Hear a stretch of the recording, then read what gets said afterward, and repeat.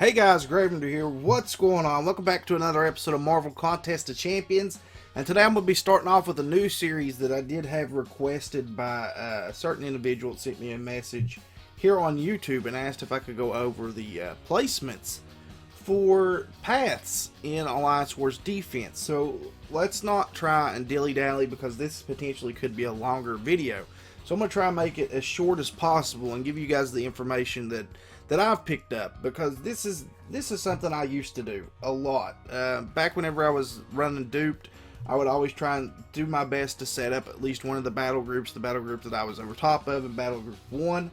And let's jump right into it with Path 1, which is going to run from Node 1 up to Node 8, 15, 22, 23, 31, 47, 54, 52, and on to the boss at 55. So for this, a lot of guides that you find, and I think this is probably one of the most detrimental things that I have seen, is that it absolutely tells you to leave Node 1 open. It says just to leave it open, that don't put anybody on there, just leave it open and you'll be fine. But to me, that's just wasted. This is such a good node to put someone on because nobody's going to go up against it. You can see here 100% attack and health, 50% attack and health, a 10% chance to inflict stun for 1.5 seconds, and this champion is stun immune. So to me, this is the perfect placement. Most of the time people are going to bypass it. They're not going to go against it. So you've effectively skipped 1, 2, 3, 4, 5, 6, 7. 7 spots here. And that's huge. Huge in the grand scheme of things. So let's jump right into it at number 1 here. Characters that I would potentially put here are Spider-Man, Ultron, Miles Morales, Spider-Man, or Agent Venom. I think those would all be good characters. Spider-Man obviously is an awesome character to have. Miles Morales is a great character to have. And if you're not being able to stun them, you're going to have more of a possibility of getting evaded. Ultron, mostly because of his regen, he's going to be a pain in the rear end to fight here. And Agent Venom is just hard to fight anywhere. So I definitely like Agent Venom just about anywhere on the map. Let's move on up here to Node 8. So we have on this 300% attack and health, suffer degeneration proportionate to this champion's missing health, 20% armor, and reduced damage by up to 20% proportionate to the missing health. So to me, this is a spot where you want to put someone who has a ton of health, because they're going to last longer in this fight. So for me, I would put characters like Hulk, Red Hulk, Colossus, and Hulkbuster on this node.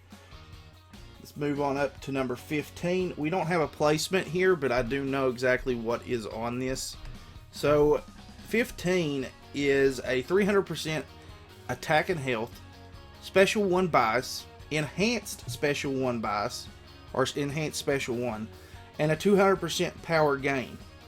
Characters that could be really awesome on this node to me for 15 are Agent Venom, Storm, and Yellow Jacket. Characters that have really hard special 1s to evade, or if they get caught with the special 1, it's going to do a lot of damage. Agent Venom, he's very hard to evade his special 1. Yellow Jacket and Storm, they're not exactly the hardest to evade their special 1s, but if you have a ton of power built up, Storm's going to do a ton of damage to you. Yellow Jacket, if he's going to get that power sting off if he does land the move. So if they're not quick enough to evade out of it, then there you go. Pretty awesome to me. 22. So we've got a 300% attack, True Strike, a 10% chance to gain Fury boosting attack by 100% for 8 seconds, and stun immunity. This is kind of similar to space number 1 with 22. For me, 22, I would put Spider-Man, Miles Morales, Spider-Man, Electro, or Ultron on this. I think that would be, especially with the True Strike. The True Strike is the big, huge thing. That's why I would put Electro there, because it's going to be hard for them to fight Electro because they're taking damage. And if he does hit them, it's True Strike. And he's huge for power. Moving on to 23. On 23, we've got 200% attack and health. Adaptive, cycles between building up physical resistance or energy resistance every 8 seconds. Outlast, reduces damage by up to 20% proportionate to missing health. Optimist gains Fury, Armor Up, and Health Steal as long as they remain below 25 HP. For me, characters that I would put on 23 are Hulk, Red Hulk, Captain Marvel, or Ms. Marvel. I think those are some of the characters that benefit from that node the most. 31 is one that's pretty much going to stay the same. You've got 4 characters that you're really going to want to put on this node just because of the fact that we've got a couple of really cool things here. 300% attack and health, combo shield. The combo meter is not reset after being struck by an attack. Checkmate. Attacks ignore armor and evasion with a combo of 15 or more. And immunity. Immune to debuff effects. For me, there are only 4 characters that really could go on this and benefit from every single one of these. And that is Rocket Raccoon, Star-Lord, Cyclops New Xavier School, or Cyclops Blue Team. Let's move on over here to 47. 47 we don't have anybody on. So I'm going to take a look here at my list. This is a 300% attack and health. Start with 1 bar of power.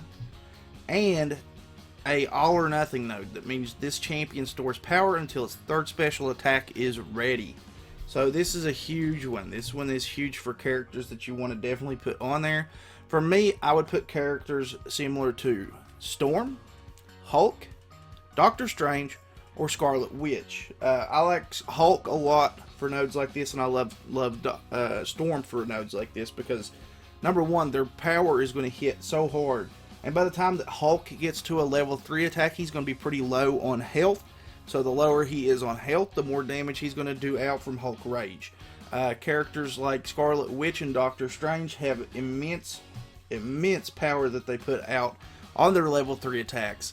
I know a lot of people take Scarlet Witch and Doctor Strange into their offensive team, but if you're not using them on your offensive team, this is a great placement for them on defense, and it gives you something you can do. Again, 54 here, we don't have anyone on, but this is a 300% attack and health, and inflicts health degeneration, draining 0.6% health per second. Doesn't seem like a lot, but if you put a character on this node who regens, that gives even more time for that degeneration to kick in.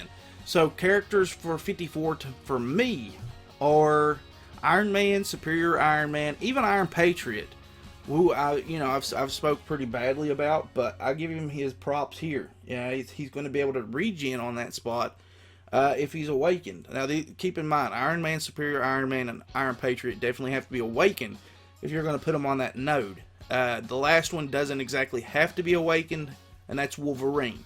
Wolverine's another good one. Anybody that regens. I know a lot of people out there probably don't have Deadpool. Deadpool would absolutely be insane on that node. 52. Node 52, we have 300% attack and health, 400% health, immune to debuff effects, and every 7 seconds automatically mirrors all cruelty, precision, resistance, fury, armor up, and regeneration buffs for 6 seconds. This is a huge mini boss node. For me, characters that would be really good for this node are Rhino, Juggernaut, Magic, and Colossus. And then we move on finally into the very last node of that path, which would be the boss. And as you can see here, we've got a Doctor Strange that we have to go up against, 4-star. But for me, really good characters on the boss node: Wolverine, Ultron, Spider-Man, Juggernaut. There are tons of others. Magic is a 5-star, is a really good character there. Any of the 5 stars. Rhino, any of the 5 stars really. Any of the newer 5 stars are pretty decent. A Juggernaut, a Rhino, a Magic, a Spider-Man. There's some phenomenal characters. There are definitely some phenomenal characters. But alright guys, so that is path 1 of Alliance Wars defense placement. Hopefully this helped you guys out some. Let me know down in the comment section below if there are any specific characters that you guys like using on this path for defense. And let me know if this helped you guys out any. If it did, I'll continue on with the series and end up making every single path for you guys. But that's going to be it for this one, guys. Thank you guys so much for watching. If you did enjoy the video, please leave a like on it. If you're new to the channel, please consider leaving a sub on it. And as always, guys, I will catch you in the next episode. Later.